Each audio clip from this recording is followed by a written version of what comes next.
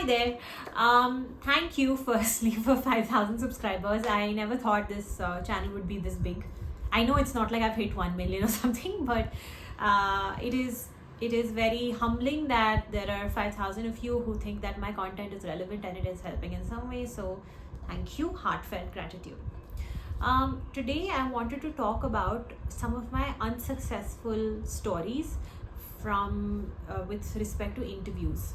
So I wanted to talk about two particular interviews, IIM Lucknow and IIM Kozhikode, both of where I got waitlisted at like some 200 something.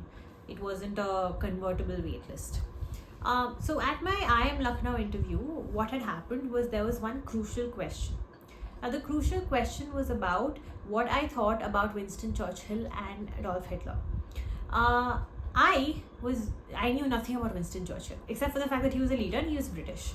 So I cooked up a story. I said that they were both great leaders, which in hindsight is such a terrible answer because calling Hitler a great leader is clearly not correct.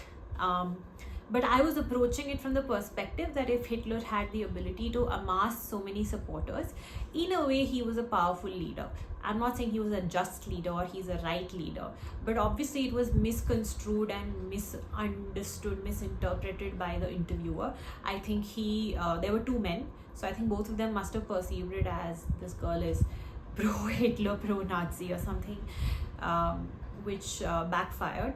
So the key takeaway from this really is that it's okay if you don't know some stuff. You don't know stuff. Even in my IIM Ahmedabad interview, I didn't know some things and I was honest about it.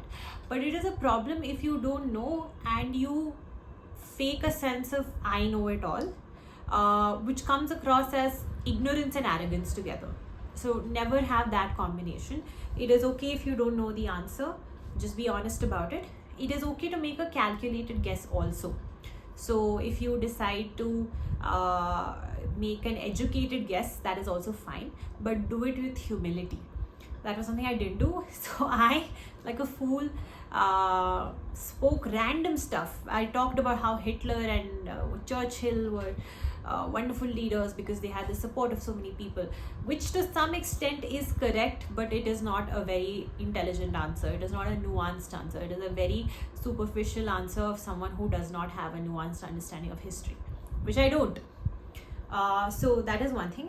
And in my IIM Kozhikode interview, I don't remember other parts of it, but I know that this was where things went downhill big time. So in the other interview, which was IIM Kozhikode, my first opening question was about Philip Kotler's chapter 1 definition of something. I don't remember what exactly it was, and it was something I had studied.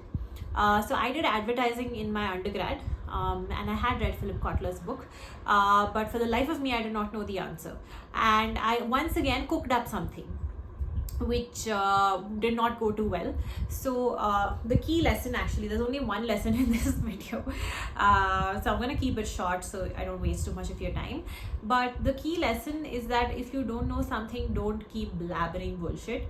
Don't bullshit your way through it. The interviewers are smart, they can see it. It is important to be confident, but don't let confidence tip into a sense of arrogance.